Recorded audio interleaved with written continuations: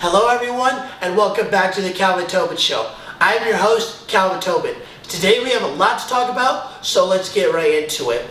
Alright, Julio Jones just got recently traded to the Tennessee Titans. Now, this is one of the, if not the best addition that any NFL team could possibly have, because Julio Jones is a top 3, if not the best wide receiver in the game today. Now, I say he is the best wide receiver in the game today because he is on Jerry Rice's level. Now, hear me out when I say that he is on Jerry Rice's level. And the reason is, through both their first 10 seasons in the NFL, Julio Jones has 12,896 receiving yards, which is 379 yards behind Jerry Rice, who had 13,275 receiving yards. Now, that is numbers that can't possibly be matched unless you're Julio freaking Jones. And another reason why Julio Jones is on Jerry Rice's level, and in a way, through the first 10 seasons, he is ahead because Julio Jones breaks the record of fewest games to the 12,000 yard mark by 17 games that was previously held by Jerry Rice. A whole season, according to the new CBA of the NFL, which is now a 17-game season. But if that did happen, it would be a whole season plus one game going into next season. That is completely and utter ridiculousness, because you can't get any better than what Julio Jones has done through his first 10 seasons in the NFL. Now, with the addition of Julio Jones to the Tennessee Titans, we are going to see how unstoppable they could possibly be with A.J. Brown, with Derrick Henry, with Julio Jones, with Ryan Tannehill. That is going to be a scary offense. Now, with the Tennessee Titans schedule going into the next year, they are right smack in the middle at the 13th hardest or easiest, because it's right in the middle, so you can go either way with it. But with their season going into next year, there are 3 games that are truly going to show that if Tennessee is a possible Super Bowl contender. And the 3 games is Week 6 against Buffalo, Week 7 against the Kansas City Chiefs, and Week 9 against the LA Rams, especially the Rams because they have a new quarterback in Matthew Stafford. Now, you can give or take with the Indianapolis Colts because of their new addition with Carson Wentz reuniting with one of his old coaches, and Frank Reich, who is now the head coach of the Colts. And the Colts had a top 5, top 10 defense coming out of last year, with the leader being Darius Leonard. And now that is going to be 4 great matchups. And speaking of trades, Damian Lillard is looking like he might get traded out of Portland, and I completely want him to, because he has been a first-round exit year after year, because Portland doesn't seem like that team to be able to get to the NBA Finals, and the Portland manager and staff office hasn't really helped Damian Lillard get stacked teammates to help him get to that level. Now, if Damian Lillard does get traded, here are my top 3 teams where I think he should go. My number 1 team is the Milwaukee Bucks. Imagine him joining Giannis. Now, I get Giannis is a great player and has a great supporting cast, but it's not an elite supporting cast. I mean, he's got Chris Middleton, Brook Lopez, Pat Connaughton, and Drew Holiday, and those are his next best players and teammates that he has. And the farthest they've got over the past 3 to 5 years is the Eastern Conference Finals back in 2018, and they haven't been since, but they have been on a consistent basis of going to the playoffs, just haven't got that final push to get to the NBA Finals. And with the addition of Damian Lillard, that will definitely help the Milwaukee Bucks get to the NBA Finals with that final push. And Giannis is that player. If he gets Damian Lillard, he is a Shaq looking for his Kobe, a Scottie Pippen looking for his MJ, and a Kareem Abdul-Jabbar looking for his Magic Johnson. And if Damian Lillard goes to the Milwaukee Bucks and does not go to the NBA Finals that year or within the next 2 to 3 years, if they get him, every single season is going to be a complete bust. Because you got into the Eastern Conference Finals with Giannis, Brook Lopez, and Chris Middleton, and you can't get there with Damian Lillard, something else is going wrong in that whole entire organization.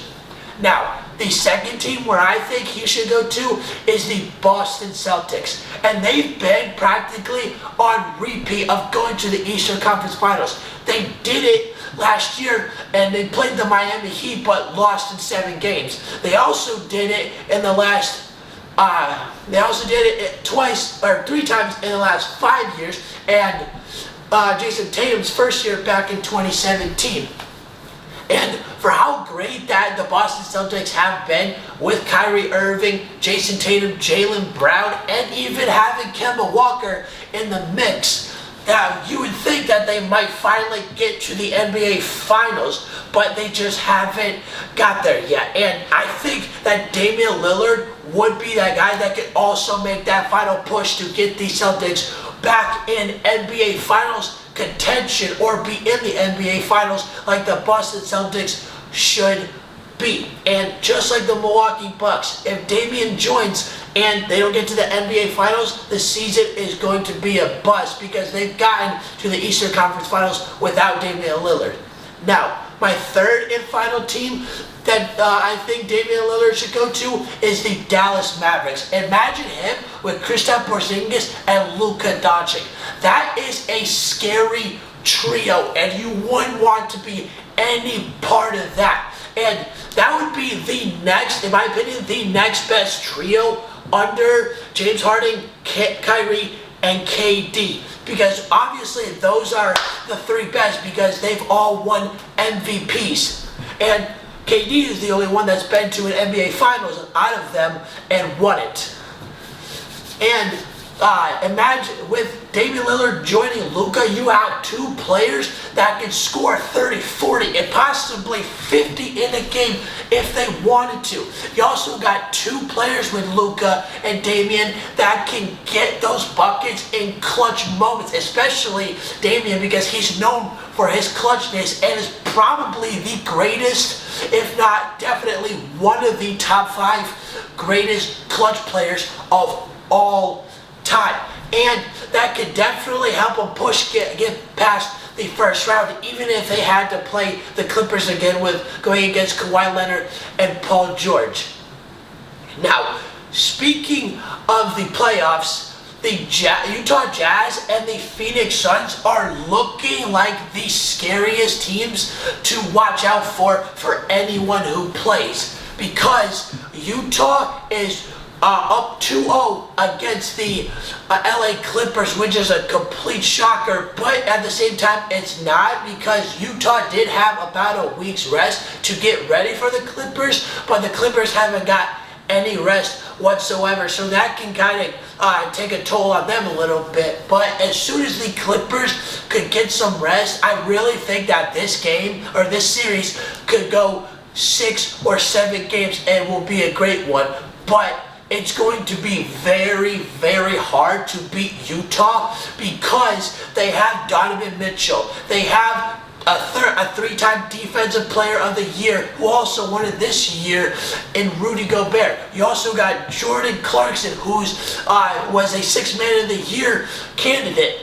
You also got Joe Ingles, who's the all-time leader in 3 points for the Utah Jazz. They have everybody that can shoot and get shots and make buckets when they need to, especially 2 players that can guard players like no other with Donovan Mitchell and Rudy Gobert. Now, with Phoenix, oh my gosh, they might be the team to beat in the West because they're up 3-0. I repeat, 3-0 games on the Denver Nuggets, and they're smoking the MVP, Nikola Jokic, who had an outstanding season, averaging 26, 10, and 8. And Nikola Jokic, and here's the reason why Nikola Jokic deserves that MVP, even though people are saying, oh, it should be Steph Curry, oh, it should be Joel Embiid. Nah, I get that Steph Curry had a great run, but it was the final month and a half that he was just going off like no other. If he was doing that the whole season, I completely agree that Steph Curry gets the MVP. But Nikola Jokic deserves the MVP because he nearly averages a triple-double. He also got his highest scoring game this year with a 50-point game and got 3 40-point games this year as well. He also got Denver to the 3rd seed without Jamal Murray, who tore his ACL in the very beginning of the year, about 10-15 games in.